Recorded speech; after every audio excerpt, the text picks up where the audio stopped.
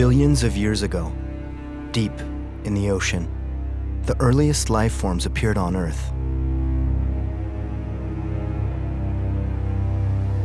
Small and microscopic, these life forms evolved slowly into what would eventually dominate the Earth, the animal kingdom.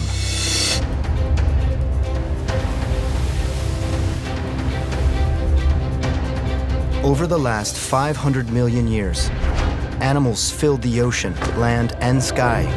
Some species have adapted, while others have disappeared, leaving but a trace of their existence. Today, the human species rules the planet. Humans have uncovered mysteries in the sky and the Earth. And after the discovery of a simple molecule, man has deciphered the biggest enigma of all: DNA. The three letters that have given us the key to unlocking the mystery of life, and could perhaps even take us one step further, to bringing back to life species that have disappeared.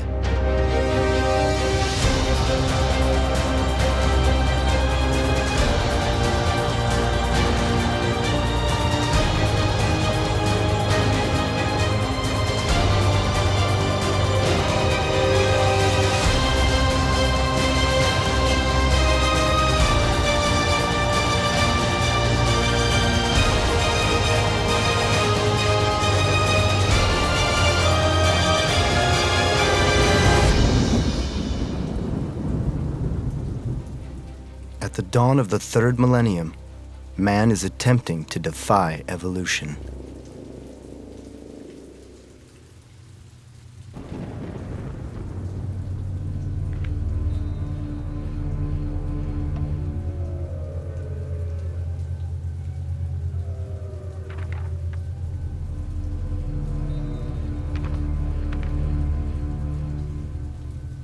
Launching an investigation in resurrection science provokes a myriad of questions. Who would actually do this? How is it possible? Why would we want to? And is it even ethically sound?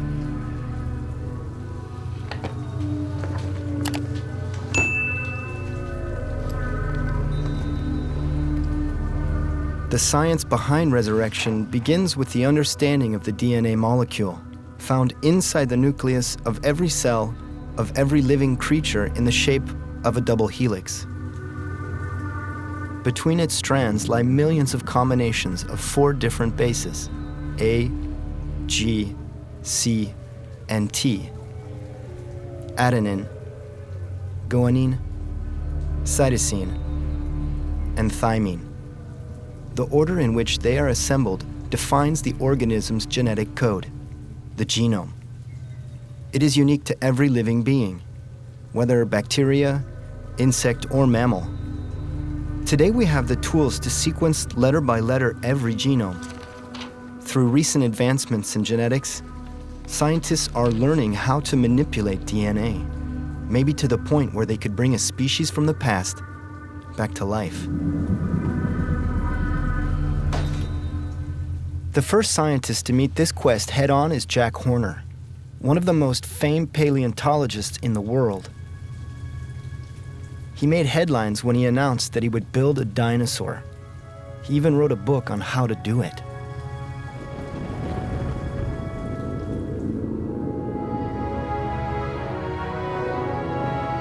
Extinct for over 65 million years, dinosaurs have already been resurrected by science fiction in the Jurassic Park films.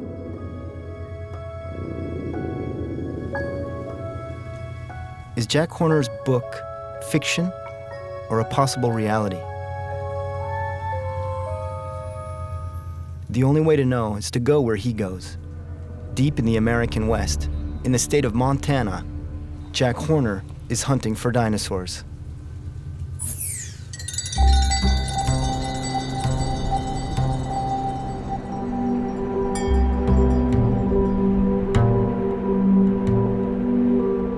The northern part of the state is very isolated with wheat fields as far as the eye can see.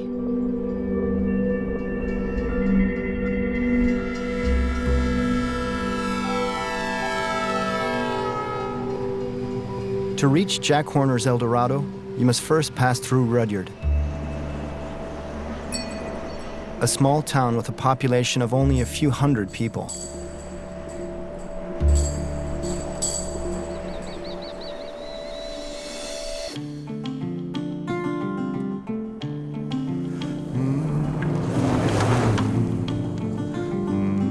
Next, you travel north on a road that runs right up to the Canadian border.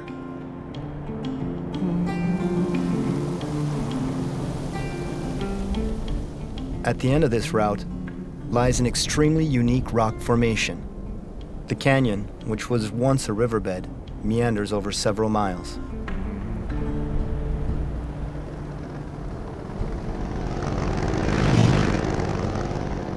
Here, Jack Horner is a regular, scouting the area in search of potential excavation sites.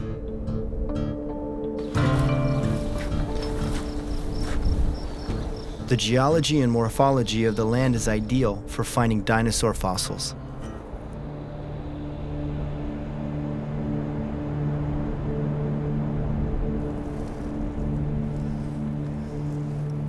All over northern Montana is the Right Age rock.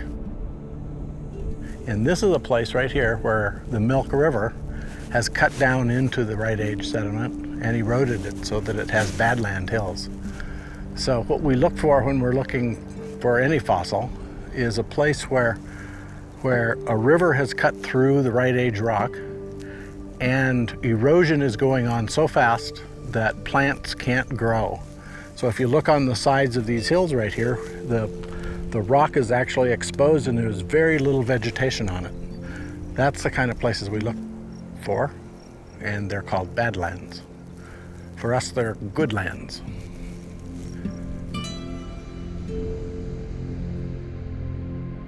Dinosaurs could be at any level, and we find them at every level. So what we do is just go up and down and up and down and up and down until we find something.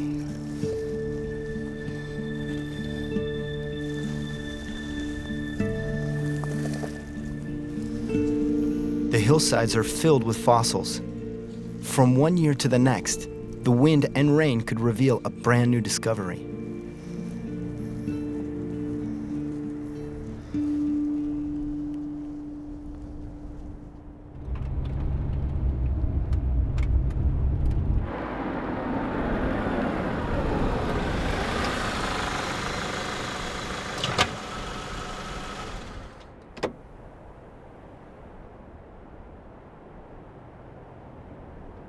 At the southernmost end of the canyon, a discovery of a single femur bone sticking out of the ground was enough to launch a large-scale excavation.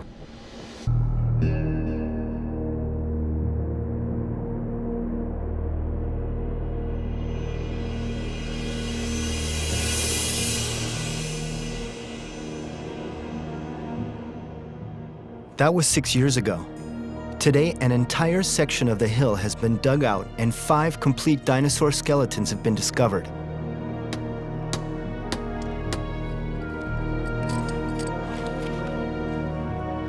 Through hundreds of other similar sites in Montana, Jack Horner has uncovered and assembled one of the largest collections of dinosaur fossils in the world. Throughout his career, he has strived to accumulate as many fossils as possible to learn as much as he can about dinosaurs, and to accomplish what no one has managed to accomplish yet. You know, it's never enough. I always wanted to get more into the biology, and so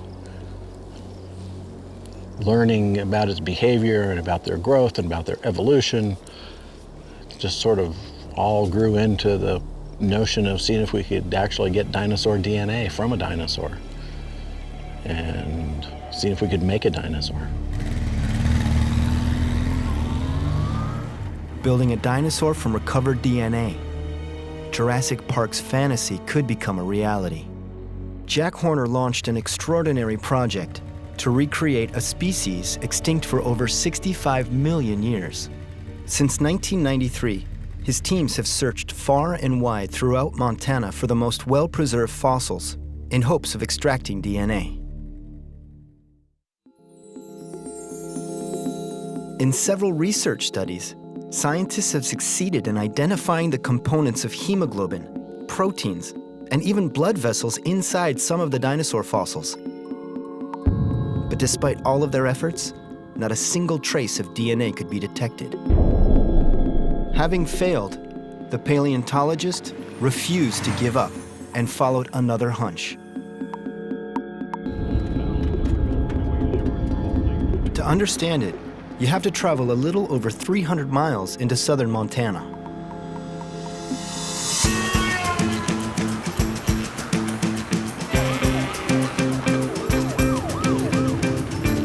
Bozeman, with a population of 30,000, is the state's fifth largest city. Near the center of town stands one of its main attractions, the Museum of the Rockies.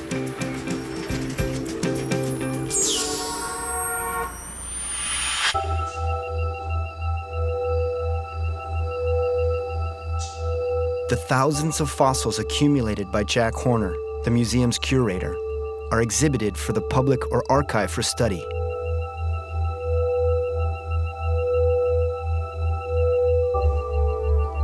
It was here his plan to build a dinosaur began to take form.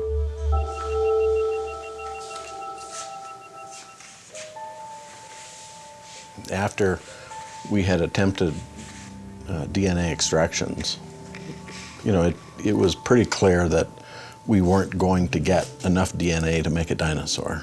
And so, I really wanted to make a dinosaur, and we knew that dinosaurs and birds were very closely related. And so it just made sense that, if a bird is a descendant of an extinct dinosaur, it at least is carrying, some of its DNA. So the idea is that, you get yourself a bird. Chickens are pretty easy to come by. And so it's a bird, and it's a descendant of an extinct dinosaur. If you look at it, you can see it has a lot of dinosaur characteristics. It's got 3-toed foot. It's got a wishbone like a dinosaur has. The vertebrae in the neck, and in fact, all the vertebrae are almost identical to dinosaurs. The ribs are almost identical. So, you pretty much have a dinosaur here, but there are some things wrong with it.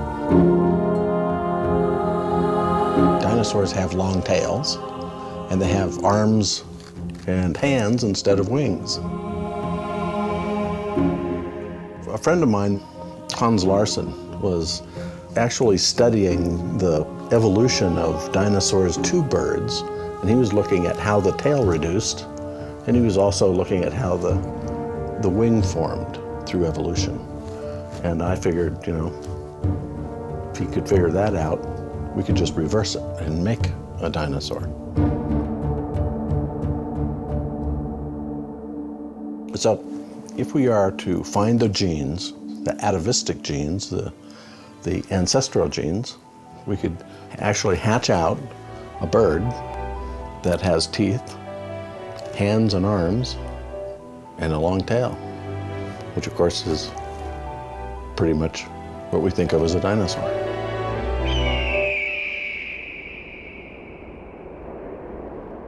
Over the course of their evolution, birds, the dinosaurs' closest descendants, have actually maintained a number of their ancestors' characteristics. This genetic heritage has stayed hidden inside the nucleus of each cell. Identified through its DNA, birds have certain genes that are identical to the dinosaurs, but which are dormant. Every gene along the DNA molecule is associated with a promoter located next to it. Its role is similar to a light switch. It decides if its information is sent to the organism or not. Inside every chicken embryo cell, the ancestral gene for tail growth is blocked by its promoter, almost as if it has forbidden it to work. The tail simply stops growing. The gene itself is still there, just asleep. It remains inactive throughout the life of the chicken.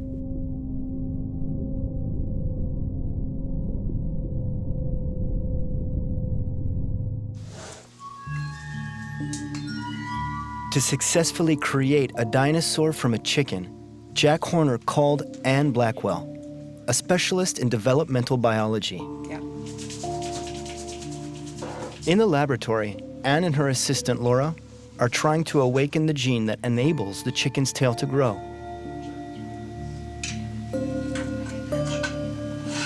So what we're going to do is take that same chicken gene, attach a promoter. We're thinking of using a promoter from an alligator because chicken and alligator are actually closely related.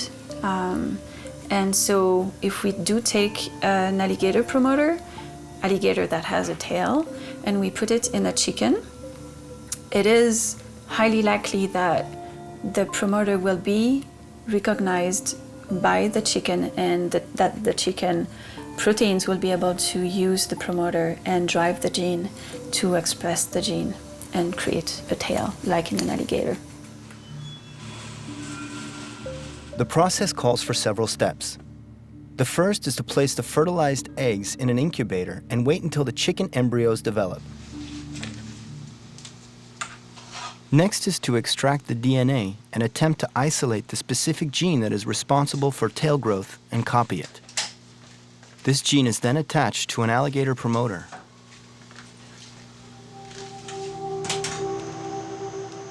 The last step is to delicately open the shell.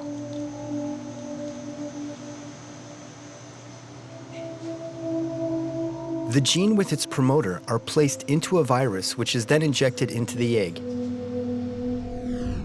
Once in the embryo, it infects the cells and delivers the new design that was crafted in the laboratory to the nucleus. The presence of the virus breaks the original DNA and eliminates the gene and the promoter, which prohibited its expression. The gene, with the alligator promoter, then replaces the original. The infected cell is now genetically modified.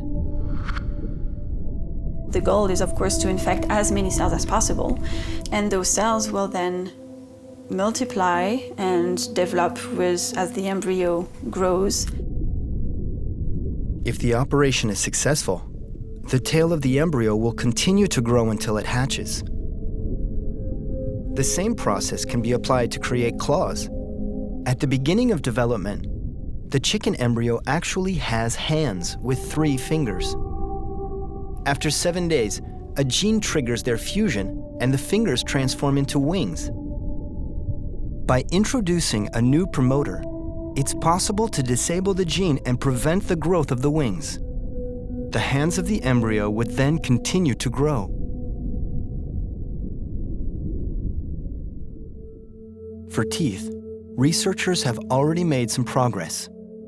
In certain mutant chicken embryos, tooth buds growing along the beak have been discovered.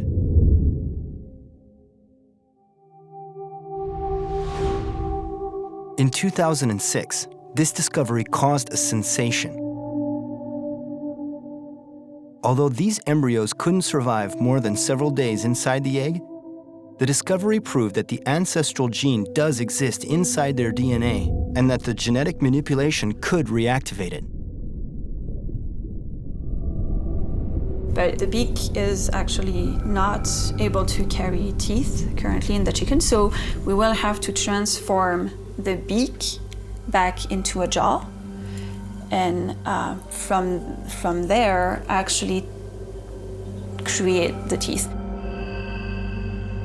6 years. This is the time frame that Anne Blackwell and Jack Horner have estimated they will need to make all of the necessary modifications to hatch this new animal. Equipped with a jaw and teeth, claws, and a long tail, this chicken dinosaur has already been given a name, the Chickenosaurus.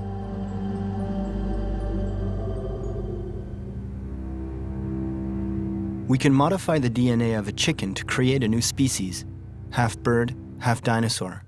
A feat, certainly, but not a resurrection. The biggest obstacle for reviving dinosaurs lies in the fragility of the DNA molecule. After the death of an organism, it decays rapidly.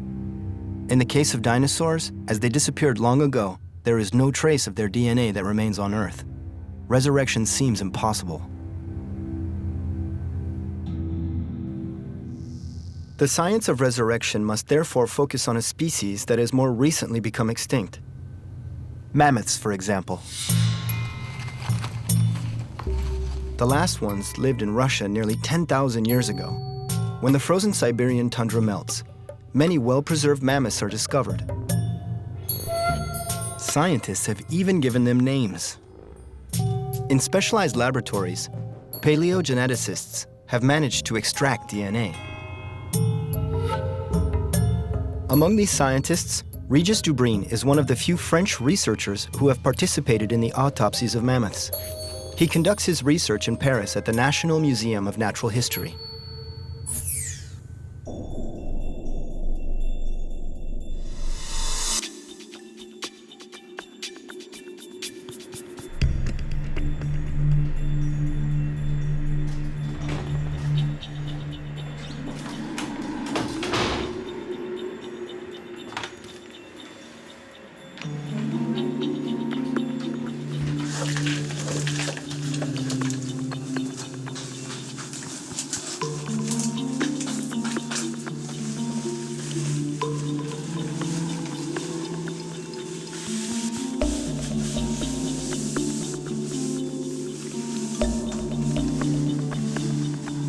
A little like a crime scene, when you enter a laboratory for DNA extraction, there are very strict procedures that must be respected in order to avoid any contamination. The sterile lab is completely sealed off.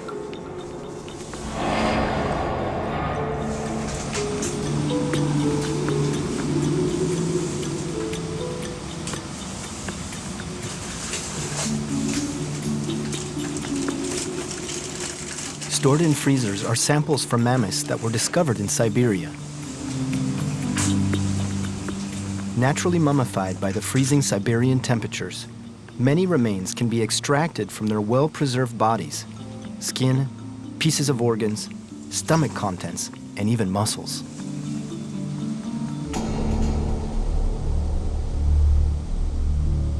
Each sample holds traces of DNA from thousands of years ago.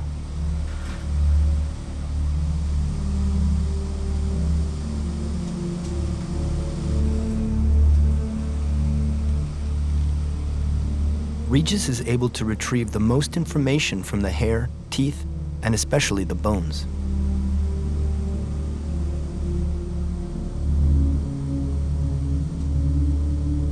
The cold climate immediately slowed the degradation process and limited the impact on the DNA molecules, therefore limiting the fragmentation of the DNA.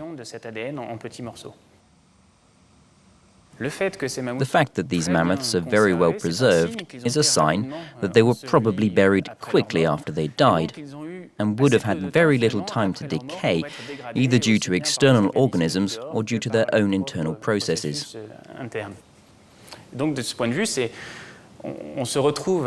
So we're left with mammoths whose DNA is better preserved than the DNA from the skull of an elephant that died in the savannah 1 or 2 years ago, simply because the cold has slowed the process of decay.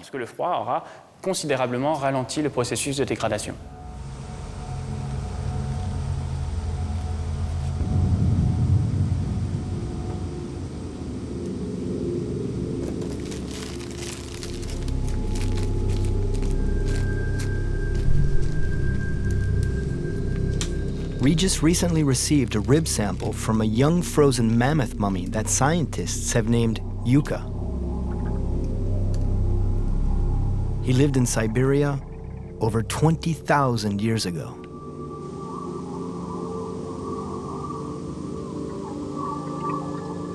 The procedure to extract DNA involves a few steps. First, he must clean the bones to remove all traces of soil. Next, he cuts off a tiny slice. The part inside which contained the bone marrow has disappeared, while the exterior section is still extremely dense. The cells have been well protected since the time the animal was alive. Fragments of the material are then submerged in a solution that will dissolve the bones and release the contents of the mammoth cells. A mixture of proteins, fats, sugars, and DNA.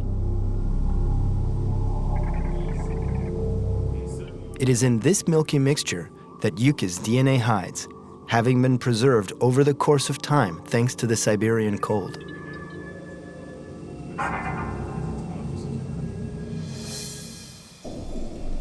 The final step happens in another laboratory. Regis introduces a chemical agent into the mixture of dissolved bone that will attach itself to the DNA molecules. The mixture is then injected into a gel and placed under ultraviolet rays. Small bright lines appear. DNA from a mammoth who died 20,000 years ago has resurfaced from its past. Unfortunately, these lines are only a few pieces of the original molecule. Despite the freezing temperatures, it has deteriorated and fragmented, and most of the DNA has disappeared. In general, it's quite frustrating because even a million of these extremely small fragments only represent a few millionths of the complete genome. So it has to be reconstructed using our intellectual reasoning in order to rebuild the entire genome sequence on a computer. The challenge to completing the mammoth genome is finding the least degraded mammoth remains possible so that we can, with the same amount of work, generate as much genetic information as possible. In other words, bigger pieces of the puzzle will in the end facilitate the reconstitution of the entire genome.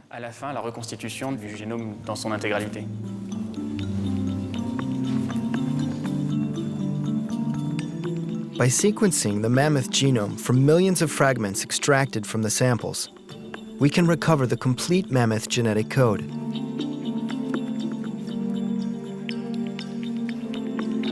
Today, approximately 70% of the genome is known thanks to the work of Regis Dubrin and several other paleogeneticists. The completion of the entire mammoth genome is just around the corner.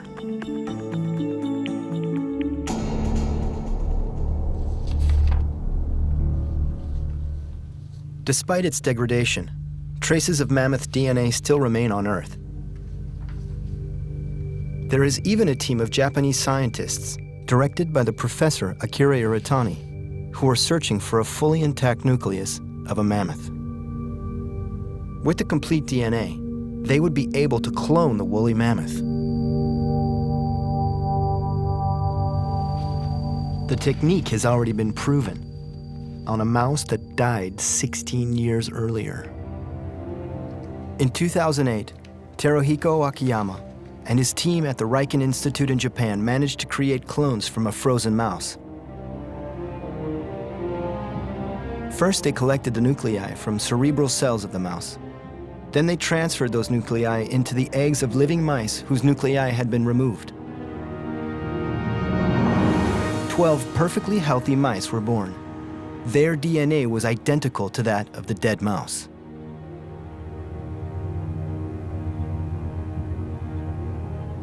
This success at Riken has been a godsend for Professor Iritani, who dreams about resurrecting a mammoth. His laboratory is at the Kinki University in the city of Wakayama.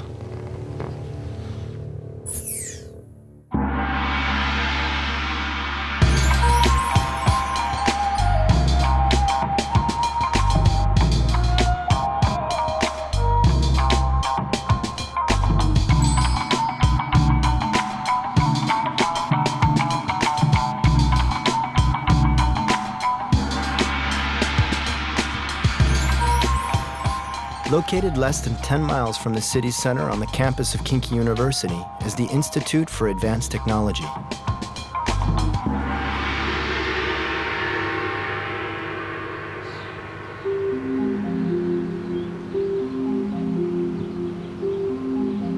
"83 years old and a pioneer of genetics in Japan, the Professor Akira Iritani wants to be the first person to resurrect an extinct species.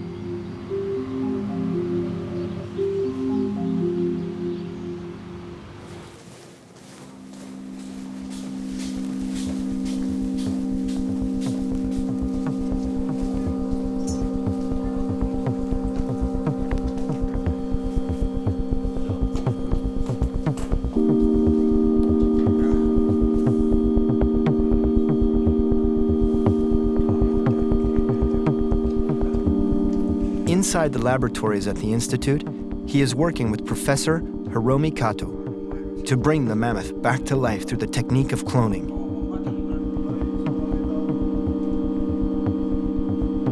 The basic principle is quite simple.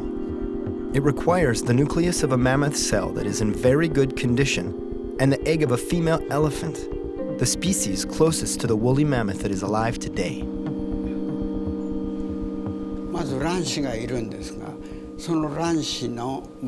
The first step is to remove the nucleus of a female elephant egg cell.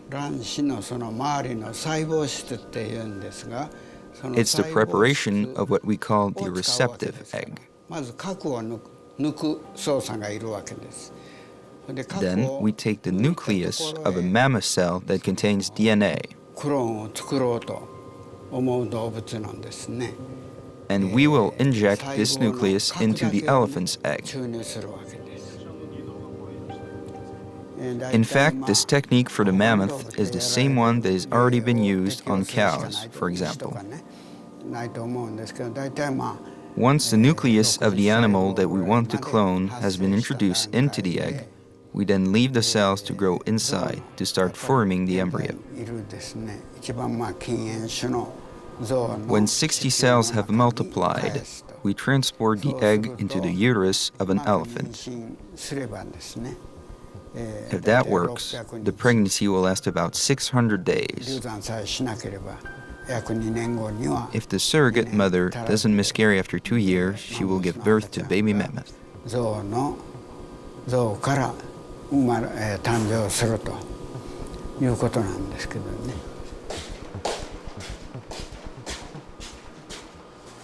Though the principle seems simple, its implementation is far from easy.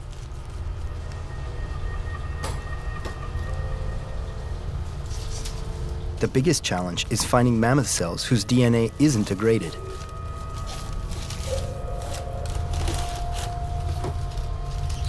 Up until now, these two scientists have conducted experiments using cells taken from a fragment of a mammoth leg bone found in 2002.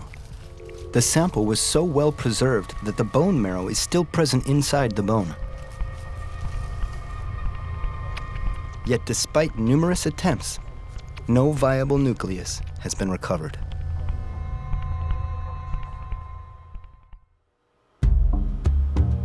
The professors work in collaboration with the Russian museum that coordinates expeditions in Siberia. They regularly uncover mammoth remains during the summer thaw.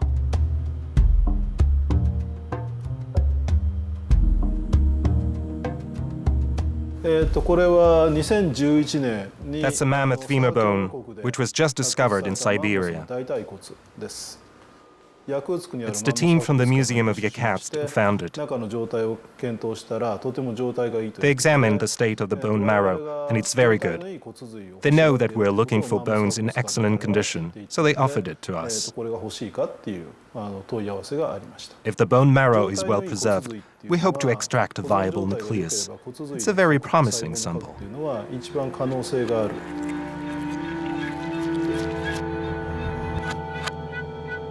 As of today, a nucleus has yet to be discovered. But Akira Iritani is convinced that his technique will succeed.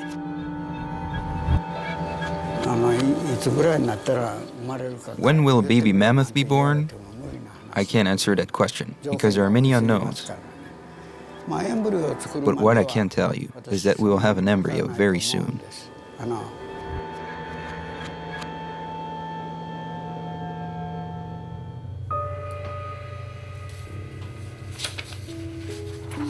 Today, most paleogeneticists are skeptical about actually finding intact mammoth DNA.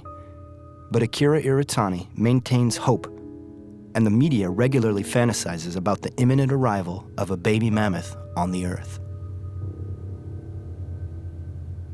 But resurrecting a mammoth requires much more than just finding its DNA. We must also procure the egg of a female elephant and fertilize it in a laboratory in order to create a mammoth embryo.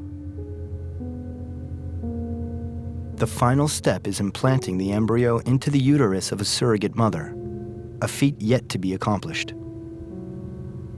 The challenge of reviving an extinct animal seems daunting.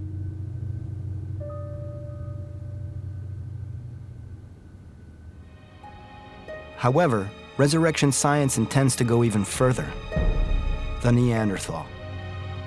The closest cousin to man who disappeared nearly 28,000 years ago. For a long time, Neanderthals have been considered subhuman, closer to primates. But recent archaeological discoveries have caused researchers to question earlier theories. There have been many excavations in the areas where their remains were first discovered. Here, in the center of France, an entire Neanderthal skeleton was found in the early 20th century.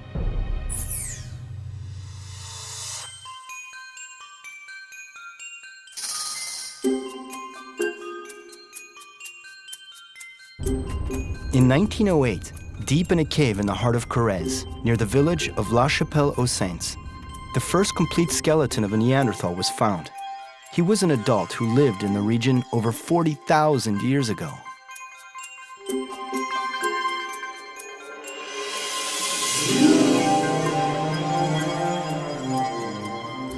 A century after the discovery, archaeologists still continue to research the mystery of this species. First, the skeleton was discovered in a position which is typical in burials.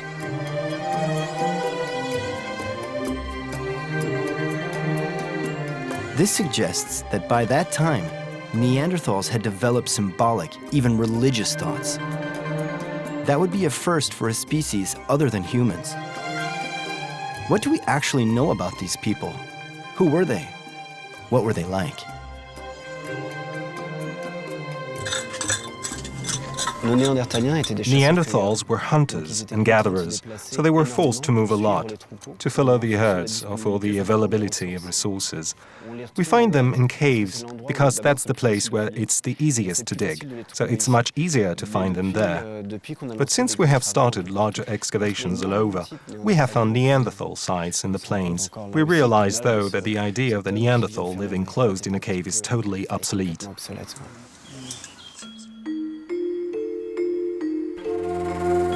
He was able to stand. He probably walked normally. Physically, he was probably similar to us. His posture was like ours. The only problem is that all that he left behind are his bones. We are missing those elements to understand what he really looked like. What was the shape of his face? How hairy was he? We can only assume.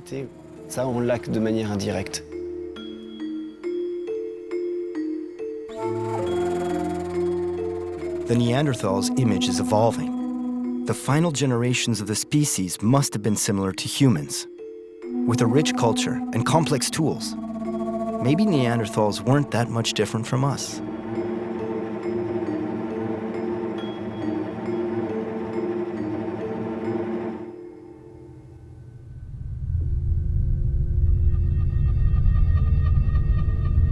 In 2010, thanks to a bone discovery in Croatia, scientists succeeded in sequencing the Neanderthal genome.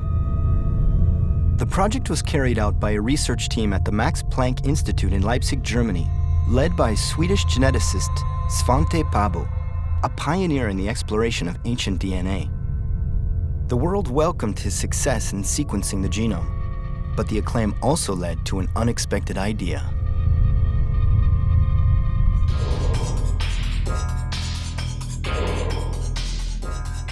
George Church was the first to say that if we know the genome, it will be possible to resurrect the Neanderthal.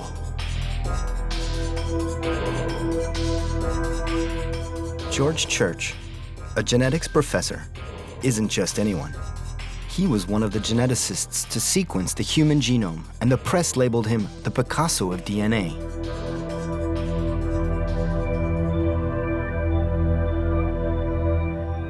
He holds the secret to bringing past species back to life. The technology he has developed is hiding in the laboratories at Harvard University in Boston, Massachusetts.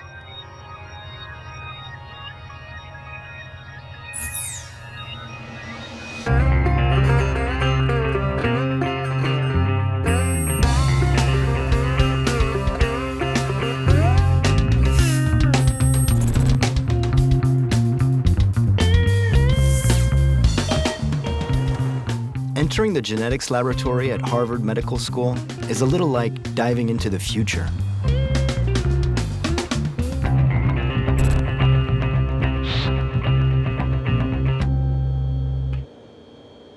This is where George Church and his research team push the scientific envelope. They venture into unexplored domains with new perspectives. It's both extraordinary and frightening. He has created a new scientific field of study called synthetic biology. Hidden in a basement laboratory sits a machine George Church and his team developed, the only one of its kind in the world.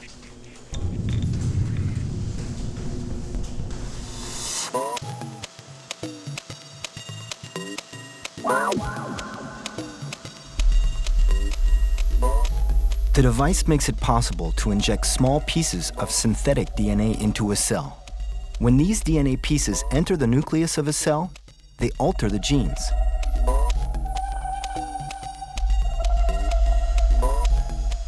In one single day, this machine is capable of creating millions of new and different genomes. It is an assembly line for DNA. New forms of life are created that are totally unknown.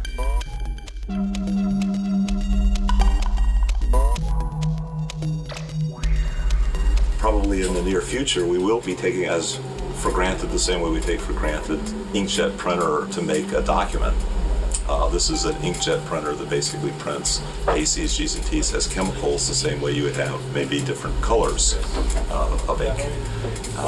It's groundbreaking in the sense that when you print the text of DNA, it now makes a living organism that can produce important chemicals or foods or even very complicated living organisms.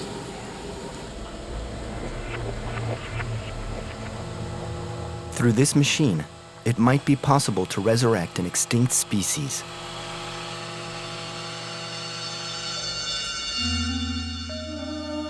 In the case of the Neanderthals, it's possible to compare their DNA sequences with those of human beings and identify the differences between the two molecules.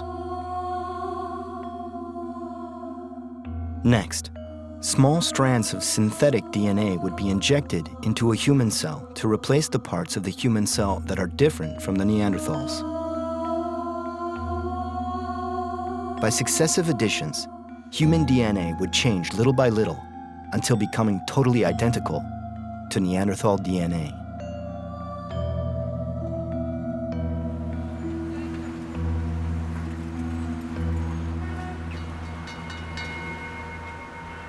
My lab tends to be a technology development lab. We tend to try to bring down the costs and enable many other labs to do all sorts of exciting research. 6 years from now, it'll be cheap enough that any scientist that wants to can make a radically redesigned mammalian genome in an intact cell or an intact mammalian organism. And at that point, really, you can make whatever you want, as long as it's close to something that once existed.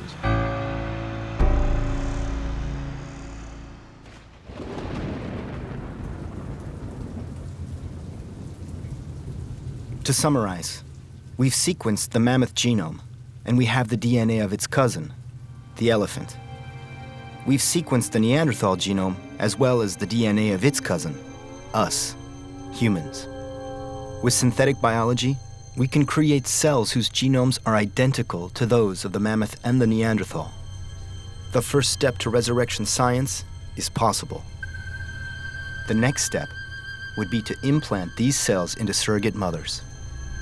For the mammoth, securing enough elephants for scientific purposes is already difficult. For the Neanderthal, who would carry the fertilized egg? Some people say chimpanzees. Others suggest a woman. The ethical problems are considerable, and even the interest of this research can be questioned. Even beyond the scientific challenges encountered during this investigation, each scientific expert also has their own way of seeing things. Almost everybody's ethics are different. Quite frankly, I don't think there's an ethical issue whatsoever. I think it'd be really cool to make a whole bunch of new animals. Go back and think about, why would anyone want a Chihuahua? I mean, somebody had started with a wolf and started selecting toward what ended up to be, some kind of peculiar looking dog. And all we can do is look at it and say, why would anybody do that? Well, Here we have a bird, and we want to retro-engineer backwards to something we actually do know. We want to make a dinosaur. So let's talk about the special case of the Neanderthal, leaving aside ethically easier instances like cave bears and saber-toothed tigers.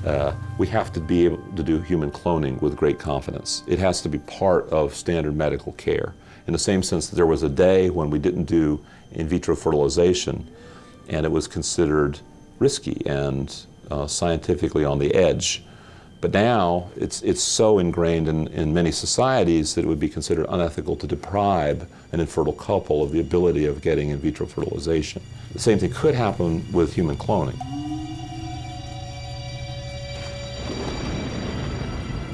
Do ethics evolve according to our own interests? Could what we consider questionable today be acceptable tomorrow? The nature of man has always been to shape the environment and control the species around him, to meet his needs and fulfill his desires.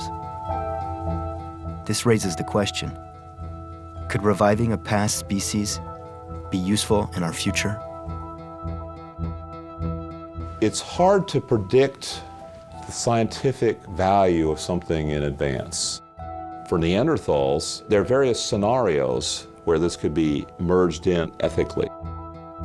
We may discover that Neanderthals are resistant to disease, either genetic, infectious, environmental, something. They have some special properties that we would like to have in human beings.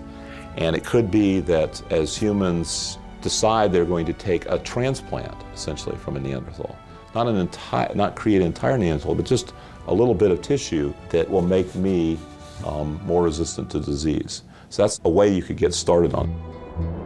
When people ask why I would make a dino chicken, there's lots of reasons. For fun, sure. But we're also going to learn a tremendous amount about genetic engineering that obviously will be applicable to medical science. We have that capability. We are constantly gaining the knowledge and the know-how to actually make different kinds of animals, and we've got the tools to do it, so we might as well do it. In the case of the mammoths, arguments have been made for a rewilding of the very northern climates where there's tundra, that there could be a much richer grassland and shrubs with the proper larger animals that made up the ancient ecosystems. So that's an argument. Certainly, right, if you believe in animal preserves, where you preserve diversity, it's a small step from that to saying we should bring back some of the diversity that we killed off and preserve that the same way in as natural a state as possible, not just behind small cages, but out in the wild.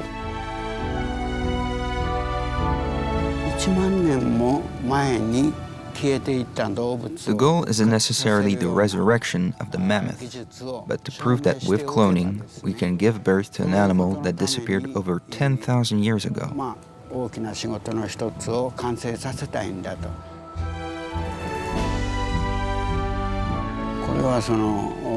If we prove that, we'll have the possibility to do the same for any species that has disappeared more recently. Today, as the conditions for human life improve, wildlife conditions deteriorate. As a biologist, I want to do something useful with this technology. I think that it's also my responsibility.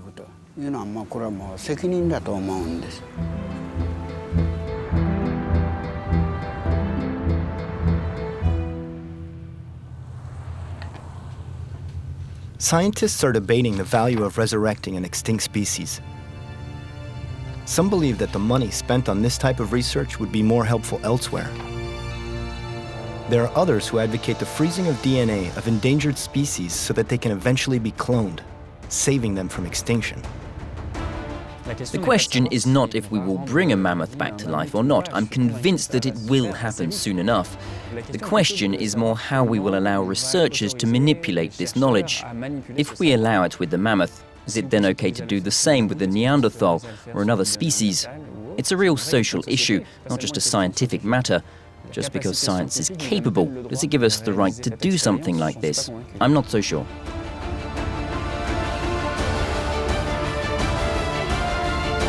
This investigation ends with the certainty that resurrection science is already moving forward, whether we like it or not. Resurrecting extinct species is probably just the first step towards a future where human beings can preserve their own DNA with the intention of being cloned to be reborn after they die. It's an idea worthy of science fiction that suddenly seems within reach. With such power, humankind's responsibilities are immense. How can we use it for our good and not to our detriment? That is the question. But that is another story.